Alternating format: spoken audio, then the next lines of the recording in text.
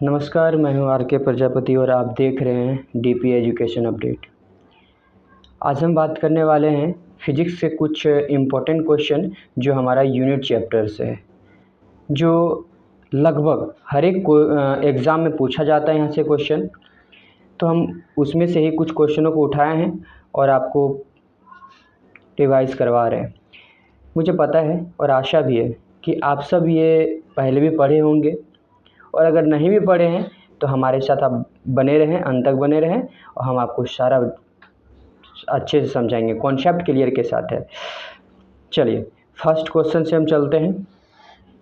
ये सिर्फ बेसिक अभी रहने वाला है जो एग्ज़ाम में बार बार पूछा जाता है, ठीक है। चलिए हमारा फर्स्ट फर्स्ट क्वेश्चन है हमारा, शक्ति का मात्रक क्या होता है। आपको भी पता होगा कि शक्ति का मात्रक क्या होता है, वॉट होता है। क्या होता है, वॉट। चलिए हम जानते हैं इसका फुल डिटेल में। आखिर ये जो वॉट है, इसका चिन्ह क्या होता है, इसको W से डिनोट करते हैं, यानी शक्ति का SI व्युत्पन्न इकाई है। शक्ति जो है SI का व्युत्पन्न इकाई है। यह ऊर्जा के परिवर्तन या रूपांतरण की दर मापती है। ये जो शक्ति है क्या करती है, ऊर्जा के परिवर्तन, यानी ऊर्जा जो है परिवर्तन हो जाता है या रूपांतरित हो जाता है किसी दूसरे कार्य में, तो उसको ये मापती है वॉट, ठीक है। और हम जानते हैं 1 जूल ऊर्जा प्रति सेकंड के समकक्ष होता है, यानी ये जो वॉट होता है, 1 वॉट जो होता है 1 जूल के बराबर होता है, ठीक है। चलिए नेक्स्ट क्वेश्चन की तरफ हम चलते हैं। अगला क्वेश्चन हमारा, सुमेलित करें। बहुत आसान है, इसमें से आपको पता होगा क्यूसेक किसका होता है। इसमें से देखिए हम यहाँ पे 4 ऑप्शन दिए हुए हैं, इसमें से कम दो भी अगर आपको याद होगा तो 2 आप लगा सकते हैं। जैसे कि बाइट से क्या मापते हैं, बाइट हो गया, गीगाबाइट हो गया, इस सब से क्या मापते हैं, कंप्यूटर का क्षमता मापते हैं कि कितने स्पीड में चल रहा है, ठीक है। रिक्टर स्केल पे क्या करते हैं, हम भूकंप की तीव्रता को मापते हैं, ठीक। और बार से क्या मापते हैं, दाब को मापते हैं, ठीक है। तो क्यूसेक से क्या मापते हैं, हम प्रवाह की दर मापते हैं। क्यूसेक से क्या मापते हैं, प्रवाह की दर मापते हैं। चलिए इसको फुल डिटेल में हम आगे पढ़ते हैं। इसका जो सही आंसर है हमारा 1 का B, देखिए है ना। क्यूसेक किसका मापते हैं, प्रवाह की दर को मापते हैं। क्यूसेक से प्रवाह की दर को मापते हैं। उसके बाद 2 का C, यानी बाइट से कंप्यूटर की तीव्रता को मापते हैं या कंप्यूटर की क्षमता को मापते हैं कि कितने फास्ट हमारा कंप्यूटर चल रहा है, वो बाइट और गीगाबाइट से पता चलता है। हमारा अभी यूनिट है बाइट, तो बाइट से क्या मापते हैं, कंप्यूटर के क्षमता को मापते हैं। चलिए नेक्स्ट है हमारा 3 का A, यानी रिक्टर स्केल से हम क्या मापते हैं, भूकंप की तीव्रता को मापते हैं। रिक्टर स्केल से क्या मापते हैं, भूकंप की तीव्रता को मापते हैं। और बार से क्या मापते हैं, दाब को मापते हैं, ठीक है। ये हो जाएगा हमारा 4 का D। चलिए नेक्स्ट क्वेश्चन की तरफ बढ़ते हैं। अगला क्वेश्चन हमारा, विद्युत आवेश का SI मात्रक क्या है। किसका पूछा जा रहा है, विद्युत आवेश का पूछा जा रहा है। ये तो बहुत आसान है, आप तो आराम से जवाब दे सकते हैं इसका। तो इसका क्या हो जाएगा, वोल्ट। इसमें भी कोई प्रॉब्लम है, एक मिनट क्वेश्चन क्या था, विद्युत आवेश, इसका क्या होगा, कूलाम होगा, सॉरी। विद्युत आवेश का SI मात्रक क्या है, कूलाम है। चलिए आगे हम पढ़ते हैं। विद्युत आवेश का SI मात्रक कूलाम होता है। इसको हम फुल डिटेल से पढ़ते हैं। यानी विद्युत आवेश का SI मात्रक कूलाम होता है, ये हमेशा हमें याद रखना पड़ेगा, ठीक है। ध्यान से देखिएगा इसे। अगला क्वेश्चन की तरफ चलते हैं। ये बहुत आसान है। विस्थापन का SI मात्रक, किसका, विस्थापन का पूछा जा रहा है, SI मात्रक क्या होगा। तो ऐसे इसका आंसर है मीटर। इसका SI मात्रक क्या होता है, मीटर। हम विस्थापन, ये 2 चीज़ आप देख रहे होंगे, मीटर एक दूरी का भी होता है, किसका होता है, दूरी का भी होता है और विस्थापन का भी होता है।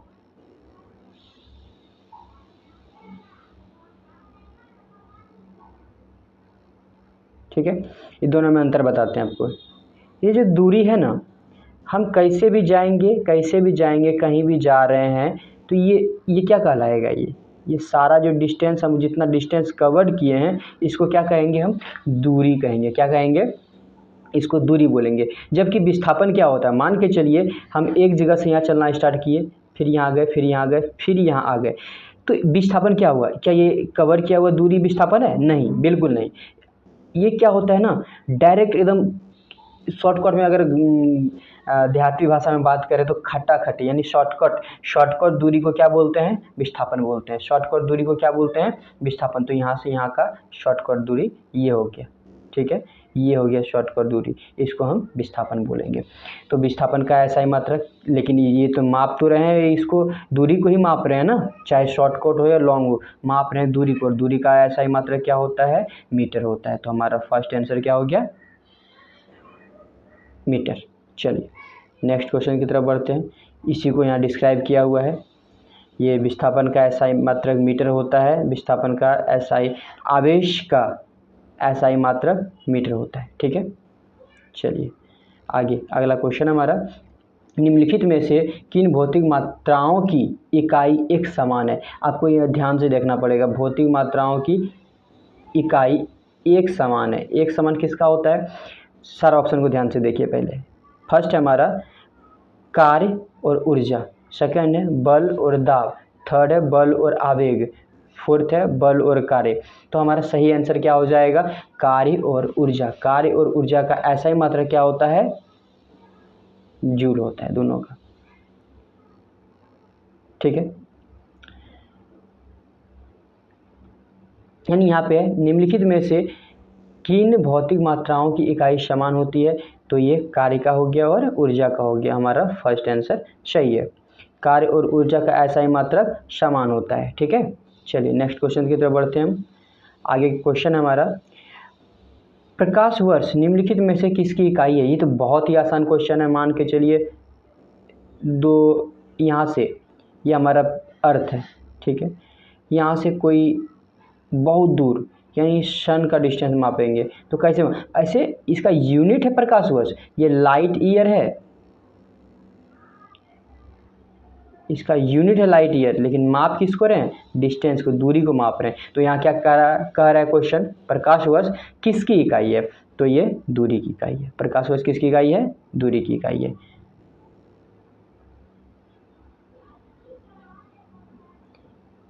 आंसर डी है, यानी प्रकाश वर्ष दूरी की इकाई है, ठीक है।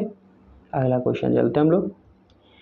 प्रतिरोध का एसआई मात्रक क्या होगा, प्रतिरोध का एसआई मात्रक क्या होगा, किसका, प्रतिरोध का। ये तो बहुत आसान क्वेश्चन है, इसका सही आंसर क्या होगा, ओम होगा। प्रतिरोध और ओम का साइन क्या होता है, ऐसे होता है, इसको क्या बोलते हैं, ओम, और ये क्या होता है, प्रतिरोध का एसआई मात्रक होता है। अगला क्वेश्चन की तरफ चलते हैं, बस इसको डिस्क्राइब कर दिया गया है। प्रतिरोध का एसआई मात्रक ओम होता है, पर ऐसे मात्रकों इसका प्रतिरोध को देखिए इस तरह इसको डिनोट किया जाता है, सूचित किया जाता है, ठीक है। चलिए अगला क्वेश्चन चलते हैं। एसआई प्रणाली में प्रतिबल का मात्रक क्या होता है। सबसे पहले आपको जानना पड़ेगा ये प्रतिबल जो है ना, ये होता क्या है। यानी बल बटे क्षेत्रफल को प्रतिबल बोलते हैं। हम लिख देते हैं, बल बटे क्षेत्रफल को क्या बोलते हैं, प्रतिबल बोलते हैं। और बल का यूनिट क्या होता है, न्यूटन होता है, और क्षेत्रफल का यूनिट क्या होता है, मीटर स्क्वायर होता है, यानी न्यूटन पर मीटर स्क्वायर। इसको हम ऐसे भी लिख सकते हैं, न्यूटन पर मीटर स्क्वायर। ये किसका हो जाता है, ये हमारा ऑप्शन सी में है, ठीक है।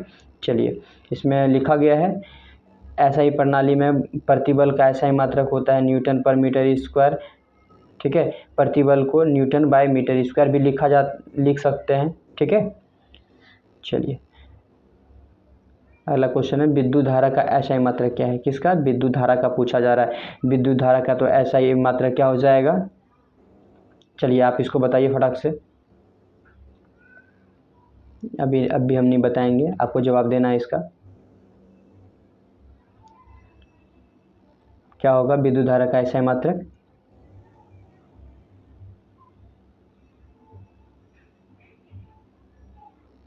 तो इसका सही आंसर हो जाएगा एम्पियर। क्या हो जाएगा?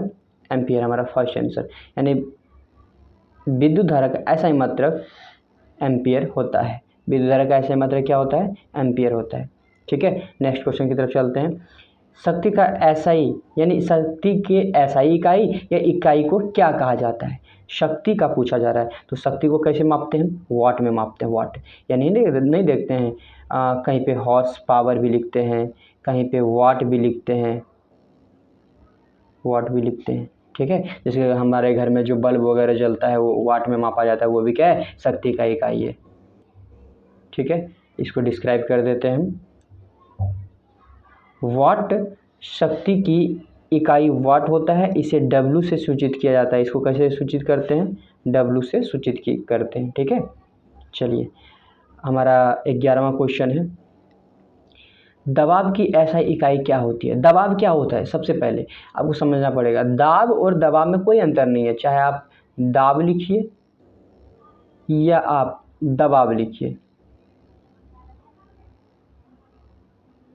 ठीक है, दोनों एक ही होता है। या प्रतिबल भी लिखेंगे तो इसी का होता है। यानी सिंपल देखते हैं, ये जो बल है किसी क्षेत्रफल पे लग रहा है, उसी को क्या बोलते हैं? दबाव बोलते हैं। ठीक है, यानी बल का यूनिट क्या हो गया? न्यूटन हो गया, और क्षेत्रफल का क्या हो गया? मीटर स्क्वायर हो गया। यानी न्यूटन प्रति मीटर स्क्वायर, वर्ग मीटर देखिए कहाँ पे है, न्यूटन वर्ग मीटर, न्यूटन, इसमें न्यूटन वर्ग मीटर, न्यूटन प्रति वर्ग मीटर, तो हमारा यही आंसर हो जाएगा। प्रति वर्ग सेंटीमीटर में मत मारिएगा, क्योंकि ये क्षेत्रफल का जो यूनिट होता है मीटर स्क्वायर होता है, सेंटीमीटर नहीं होता है, मीटर स्क्वायर। यानी हमारा ऑप्शन सी नंबर सही होगा। ठीक है, इसको थोड़ा डिस्क्राइब कर देते हैं। इसका आंसर है न्यूटन प्रति वर्ग मीटर। ये दबाव की एसआई इकाई न्यूटन प्रति वर्ग मीटर होता है। ठीक है, चलिए अगला क्वेश्चन की तरफ चलते हैं। करंट डैश पृथ्वी से लेकर सूर्य तक अनुमानित दूरी की यूनिट है। यूनिट यानी इकाई पूछा जा रहा है। सबसे पहले देखते हैं ऑप्शन में है क्या। Light years, astronomical unit, kelvin, metre. यहाँ पे थोड़ा कन्फ्यूजन हो जाएगा आप लोग को, थोड़ा यहाँ ध्यान दीजिएगा। लाइट ईयर क्या है ना, बड़े दूरी को मापने के लिए हम लाइट ईयर का प्रयोग करते हैं, लाइट ईयर का प्रयोग करते हैं। लेकिन दो खगोलीय दूरी का मतलब कोई ग्रह या उपग्रह है, उसको एकदम दूर दूर, एकदम बहुत दूर है, काफ़ी डिस्टेंस है, उसको कैसे नापते हैं? तो ये एस्ट्रोनॉमिकल यूनिट से नापते हैं। इसको क्या कैसे नापेंगे हम? एस्ट्रोनॉमिकल यूनिट से नापते हैं। ठीक है, तो यहाँ ये जो ऑप्शन बी है हमारा सही हो जाएगा।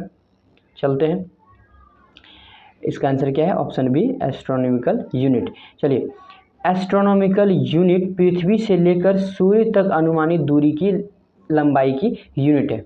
ठीक है, अनुमानित दूरी की लंबाई की यूनिट है, यानी सूर्य भी है और यहाँ पे पृथ्वी भी है। ठीक है, यहाँ से काफ़ी डिस्टेंस है, इसलिए इसको लाइट ईयर से हम नाप सकते हैं। लेकिन यहाँ पे नापा दो खगोलीय दूरी को, ये भी खगोलीय है, ये भी खगोल है, मतलब खगोलीय बोलते हैं इसको। ठीक है, इसके बीच की दूरी को किससे नापते हैं? तो एस्ट्रोनॉमिकल यूनिट से नापते हैं। इसमें गलती नहीं कीजिएगा। अब कन्फ्यूजन तो ख़त्म हो गया होगा। आगे देखते हैं हम क्वेश्चन।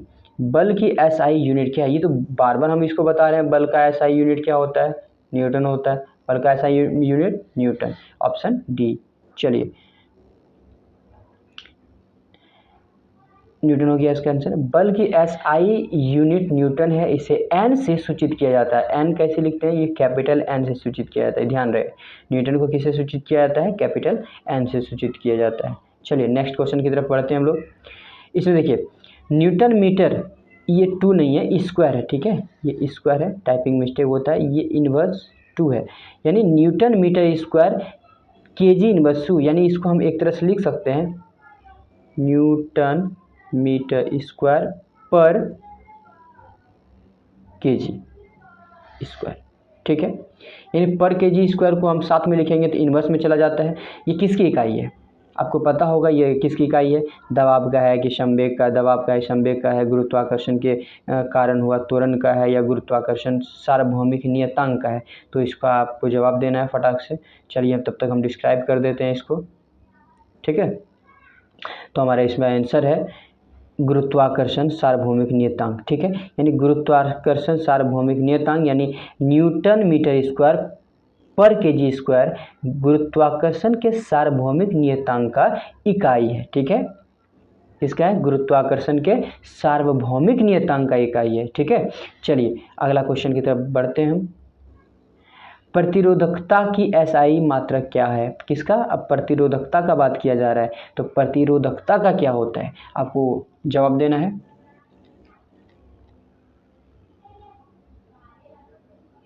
चलिए हम आगे डिस्क्राइब करते हैं इसको, ठीक है। तो ऐसे सिंपल हम प्रतिरोध का, सिर्फ प्रतिरोध का अगर बात करेंगे तो ये होता है क्या है? ओम होता है। लेकिन प्रतिरोधकता का बात करेंगे तो ओम मीटर हो जाएगा। क्या हो जाएगा? ओम मीटर। प्रतिरोध का एसआई मात्रक क्या होता है? ओम होता है। लेकिन प्रतिरोधकता का क्या हो जाएगा? ओम मीटर हो जाएगा। ये हमेशा याद रहे, दो चीज़ यहाँ से क्लियर हो रहा है आपका। प्रतिरोध का ओम होता है, लेकिन प्रतिरोधकता का क्या होता है? ओम मीटर होता है। इसको ध्यान से रखिएगा, ठीक है। चलिए अगला क्वेश्चन की तरफ बढ़ते हैं हम। अगला क्वेश्चन है, निम्नलिखित में से किन दो भौतिक राशियों की इकाई एक ही है? फिर वो देखिए, दो भौतिक राशि है लेकिन उसका इकाई जो है सेम है। किसका किसका है?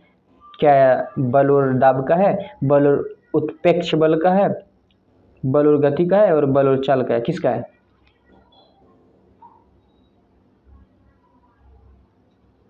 चलिए इसको हम डिस्क्राइब कर देते हैं। बल और उत्प्रेक्ष बल यानी बल और उत्प्रेक्ष बल का यूनिट सेम होता है। यानी बल का यूनिट क्या हम लिखते हैं? न्यूटन लिखते हैं, लेकिन ये भी तो बल ही है। उत्प्रेक्ष बल है लेकिन ये भी क्या है? बल ही है। यानी इसका भी यूनिट क्या होगा? न्यूटन ही होगा। यानी दोनों का यूनिट क्या होता है? सेम होता है, ठीक है। बल और उत्प्रेक्ष बल की भौतिक राशियों की इकाई एक ही है। समझ में आ गया? ऑप्शन बी हमारा सही आंसर है। चलिए नेक्स्ट क्वेश्चन की तरफ चलते हैं। हमारा है metre inverse two, sorry metre second inverse two, यानी इसको हम कैसे लिख सकते हैं? मीटर पर सेकेंड स्क्वायर। यानी हम इसको लिख सकते हैं मीटर पर सेकेंड आप बाय में सेकेंड, यानी सेकेंड और सेकेंड दो हो जाता है। इसी को लिखते हैं मीटर सेकेंड इनवर्स टू, ठीक है। यानी मीटर पर सेकेंड किसका यूनिट है? वेग का है। आज सेकेंड ये क्या है? टाइम का है, वेग बटे टाइम। यानी कह सकते हैं समय के साथ, टाइम के साथ वेग में परिवर्तन की दर, बट दर निकालने के लिए डिवाइड लगाना पड़ता है ना, दर ही है ना ये। वेग बटे टाइम को क्या बोलते हैं? दर ही है। इसका दर है, तो वेग में परिवर्तन की दर क्या कहलाता है? त्वरण कहलाता है। तो इसका यूनिट क्या हो जाएगा? त्वरण का हो जाएगा। यानी मीटर पर सेकेंड स्क्वायर का क्या यूनिट होता है? त्वरण का होता है। किसका होता है? मीटर पर सेकेंड, पर लिख दिए तो सेकेंड स्क्वायर लिख दो, तो ये क्या होगा? त्वरण का ऐसा यूनिट होता है। इसको हम डिस्क्राइब कर देते थोड़ा सा। इसका आंसर त्वरण होगा। यानी मीटर सेकेंड इनवर्स टू त्वरण की एसआई इकाई है, ठीक है। अगला क्वेश्चन की तरफ चलते हैं। डैश की एसआई न्यूटन इकाई है। डैश की एसआई न्यूटन इकाई है। अब देखिए इसको ध्यान से देखिएगा। वजन और त्वरण का, वजन और बल का, वजन और द्रव्यमान का, वजन और संवेग का, किसका न्यूटन इकाई है? चलिए डिस्क्राइब कर देते हैं हम। वजन और बल, ये जो वजन है, अब कहिएगा वजन क्या होता है, बल क्या होता है? जितना आप बल लगा रहे हैं, ठीक है, जितना आप बल लगा रहे हैं, नीचे बल लगाइए, ऊपर बल लगाइए, या वजन भी क्या होता है? नीचे की तरफ ही लगता है। यानी ये जो बल है और ये वजन है, सेम सेम दिख रहा है कार्य करता हुआ। यानी इसका हम यूनिट को भी हम सेम कह सकते हैं। यानी इसका सेम यूनिट क्या होगा? जो बल का होता है, बल का क्या होता है? न्यूटन होता है। अगर इसका याद है तो इसका निकल जाएगा, इसका याद है तो इसका बता सकते हैं आप। और यहाँ पे किसका सेम है उसको बताने के लिए तो आपको दोनों का याद रखना पड़ेगा। वजन नहीं तो कॉन्सेप्ट के लिए रखिए। वजन भी देखिए एक तरह से एक बल ही है। जितना ज़्यादा बल लगेगा उतना ज़्यादा वजन बुझाएगा, जितना कम बल लगेगा उतना कम वजन बुझाएगा, ठीक है। यानी बल से ये रिलेटेड है। यानी ये इसका ऐसा यूनिट क्या हो जाएगा? न्यूटन हो जाएगा। कोई दिक्कत? चलिए निम्नलिखित निम्न में से कौन सी तापमान की SI इकाई है? किसका पूछा जा रहा है? टेम्परेचर का पूछा जा रहा है, यानी टेम्परेचर का पूछा जा रहा है। तो क्या होता है? डिग्री होता है कि सेल्सियस होता है, फ़ारेनहाइट होता है या केल्विन होता है? अब ध्यान दीजिए इसको अच्छे से, ये होता तो सारा टेम्परेचर का ही है, लेकिन कि कोई कम टेम्परेचर मापता है, कोई ज़्यादा टेम्परेचर मापता है। तो चलिए हम इसको आप डिस्क्राइब कर देते हैं। जो यूनिट में होता है ये डिग्री तो होगा नहीं, ये होता है क्या है? केल्विन होता है। ये क्या होता है? केल्विन। ये डिग्री होता नहीं है, ये सेल्सियस भी नहीं होता है, फ़ारेनहाइट भी नहीं होता है, तो होता क्या है? केल्विन होता है। क्या होता है? केल्विन। यानी इसको के से डिनोट करते हैं, समझ गए? यानी केल्विन, तापमान की SI इकाई केल्विन है, ठीक है। चलिए अगला क्वेश्चन की तरफ बढ़ते हैं। दी गई भौतिक राशियों में से सापेक्ष राशि नहीं है। अब ध्यान दीजिएगा, सापेक्ष राशि नहीं है। देखिए डिग्री क्या है? सापेक्ष राशि है। त्वरण क्या है? सापेक्ष राशि है। वेग क्या है? सापेक्ष राशि है। लेकिन ये समय सापेक्ष राशि नहीं है, तो हम कह सकते हैं कि समय जो है हमारा सही आंसर हो जाएगा, ये सापेक्ष राशि नहीं है। इसको डिस्क्राइब करते हैं, यानी इसका सापेक्ष राशि कौन नहीं है? समय सापेक्ष राशि नहीं है, यानी समय की सापेक्ष राशि नहीं है, समय की सापेक्ष राशि नहीं है। चलिए आज इतना ही क्वेश्चन रहने देते हैं। अभी तक बने रहने के लिए आप लोगों का बहुत बहुत धन्यवाद। इसमें से आप कितने क्वेश्चन का जवाब दे पाएँ हमें कमेंट बॉक्स में तुरंत कमेंट करके बताएं, ठीक है। ये कमेंट कीजिए कि कौन कौन सा आपका क्वेश्चन सही हुआ, यानी क्वेश्चन नंबर के साथ उसका आंसर देना है, ठीक है। ये क्वेश्चन नंबर के साथ उसका आंसर भेजिए और पता चलेगा कि कितना आंसर का आप सही जवाब दिए। चलिए आगे की तैयारी के लिए बेस्ट ऑफ लक।